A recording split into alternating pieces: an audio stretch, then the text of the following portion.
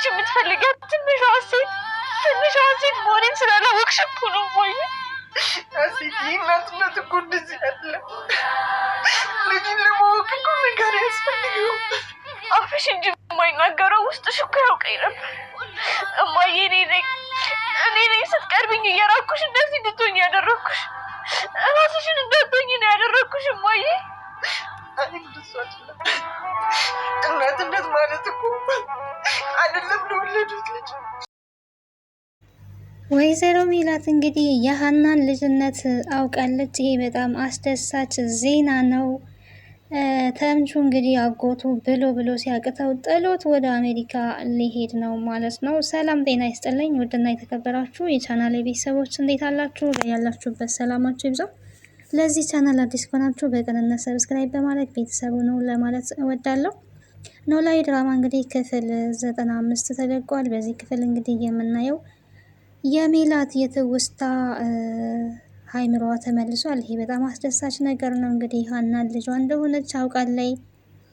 አሁን ላይ የመጣትን ሰውም ደግሞ እርግጠኛ መሆን ነው ያቃታት እንጂ አስታውሳለች በተወሰነ መልኩ ማለት ነው። ይሄ ከምንም በላይ በጣም ደስ ይላል።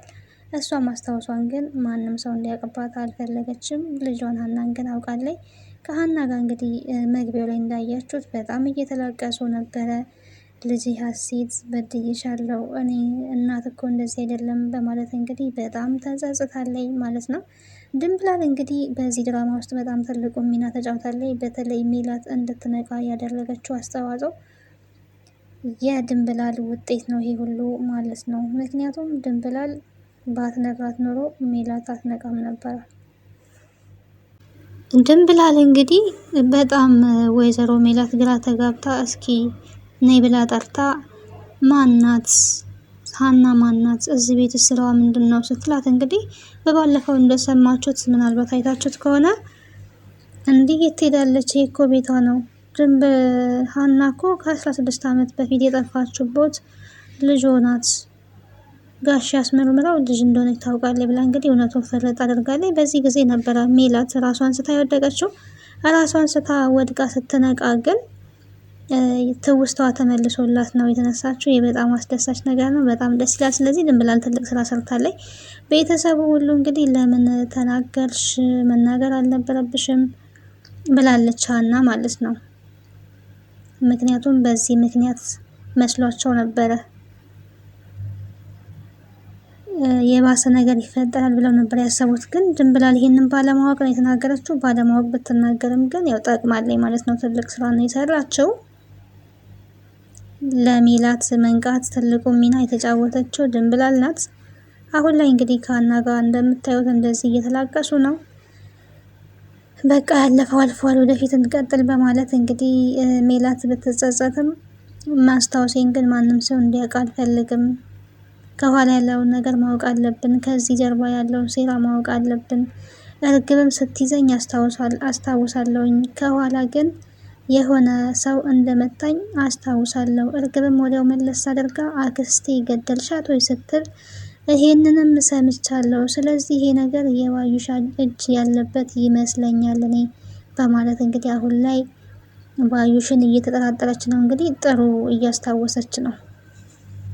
ጥሩ ማስታወስ ጀምራለች። ይህ አሪፍ ነገር ነው። ከምንም በላይ እንግዲህ ባዩሽን ፊት እየነሳቻት ነው ያለችው አሁን ላይ። ሀና ግን ያቀረበችው ሀሳብ ምንድን ነው? ፊት በመንሳት አይደለም ልንደርስበት የምንችለው፣ የበለጠ በማቅረብ ነገሩን ልንደርስበት እንችላለን። እንዴት እንደዚህ ይሆናል? ፊት የምንነሳት ከሆነ ከእኛ ልትርቅ ትችላለች፣ ልትሸሽ ትችላለች፣ የትም ላናገኛት እንችላለን። ስለዚህ ማቅረብ አለብን። እንደዛ ከሆነ አትናገሪ ካልሽኝ ለማንም አልናገርም ብላለች። እንግዲህ አሁን ላይ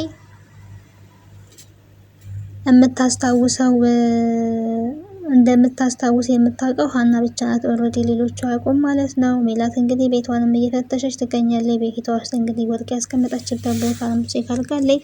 ወርቆቹ እንዳሉ የሉም። ይሄንን እንግዲህ እርግብ እንዳለ ለቃቅማ ወስዳለች ማለት ነው። አሁን ላይ ግራ ገብቷታል። ሰላምዬ ቦታ ቀይራ ይሆን ወይስ የት ሄዶ ነው?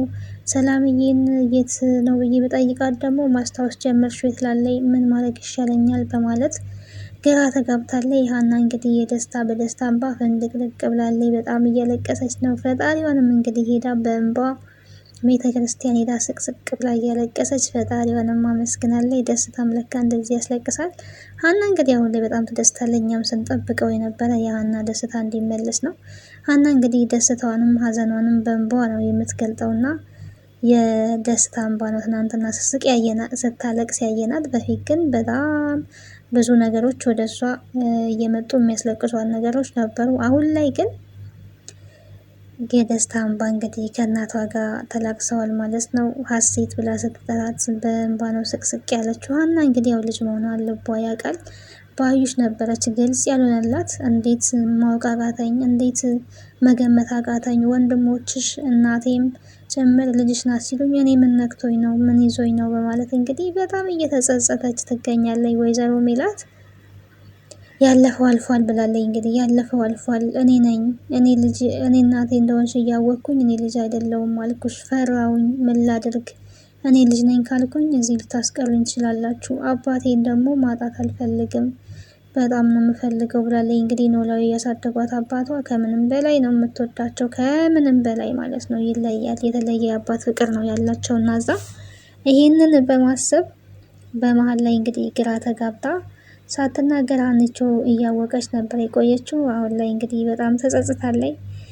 የተጸጸተችው የበለጠ ሜላት ናት ማለት ነው። ይህንን ቀን ሀና እንግዲህ ይህን ቀን የምናፍቀው ቀን ነበረ፣ ሁሉም በጊዜው ይሆናል ብዬ አስቤ ነበረ፣ ተመስገን እያለች ፈጣሪያን አመስግናለች። ለማንም ያው መናገር አልፈለገችም። ቤተክርስቲያንም እንደዛ ሄዳ ስታለቅስ አባቷ ኖላዊ አይተዋት ነበረ። ነገር ግን ምን ሆነች ነው ልጄ ቢሏትም ምንም አልሆንኩኝም፣ ብቻ መድኃኒዓለምን አመስግንልኝ፣ የእኛ መድኃኒዓለም የሚሰነው ነገር የለም እያለች ፈጣሪን እያመሰገነች ነው። እውነት ነው፣ ፈጣሪ የሚሰነው ነገር የለምና በሁሉም ነገር ማመስገን ይኖርብናል። እግዚአብሔር ይመስገን ስለ ሁሉም ነገር፣ ስለሆነውም ስላልሆነውም ፈጣሪ ማመስገን አለብን። ደስ በሚል ሁኔታ እንግዲህ መድኃኒዓለምን አመስግንልኝ ብላ እንግዲህ አባቷን ደስ ብሎኛል ልቀፈኝ፣ ዛሬ የማለቅሰው ደስታ እንባ ነው ብላለች። ግን ያው መናገር አልፈለገችም እኮ ንገሪኛ፣ የደስታ እንባ ከሆነ ለምን አትነግሪኝም ቢሏትም አቶ ኖላዊ እነግርሃለሁ በቅርቡ፣ ግን ትንሽ ጠብቀኝ፣ አሁን አልነግርህም፣ ብቻ ደስ ብሎኛል ብላ እንግዲህ ደስታዋን ተናግራለች ማለት ነው። እርግብም እንግዲህ ተምቹ ጋር ገንዘብ ካላመጣ ብላ ደውላለች። በጣም ነው የሚገርመው። ከሀገር የሚያወጣ ገንዘብ ፈልጋለሁ ብላ ደውላለች። እርግብ ተምቹን እንግዲህ የምታውቀው ከአሜሪካ እንደመጣ ነው። እሱ ግን እንኳን አሜሪካ የአሜሪካን ኤምባሲ እንኳን አያውቅም ማለት ነው። ከሀገር የመውጣበት ገንዘብ ፈልጋለሁ ብላለች። እሱ እንግዲህ ያለው አማራጭ አጎቱን መጠየቅ ነው። አጎቱን ጠይቆታል። ለምንና ምን ሊያደርግልህ እያለ ነው። ምክንያቱም በእርግብ ምክንያት ከአጎቱ ጋርም ከጓደኛው አሴር ጋርም እየተስማማ አይደለም። ሰሞኑን በጣም እንደምታዩት እንግዲህ ጠርሙስ ውስጥ ተደብቆ ነው ያለው። መጠጥ ላይ ነው ያለው። ተምቹ በጣም በእርግብ ፍቅር ተጎድቷል። እሷ ደግሞ ልትረዳው አልቻለችም። ግን ገንዘብ ስትፈልግ ያው ገንዘብ ፈልጋለሁ ከሀገር የሚያወጣ እያለች ነው።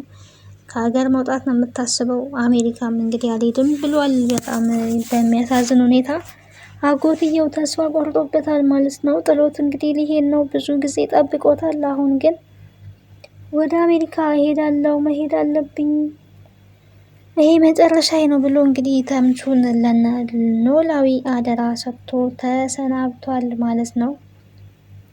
ፋይሎቹን እንግዲህ እስካሁን ሲሰሩባቸው የቆዩትን እነ ባዩሽ ሲከታተሉ የነበረበትን ፋይል ለአቶ ኖላዊ ሰጥቷል። ይሄንን ፋይል ለፖሊስ ስጡ ነው ያለው።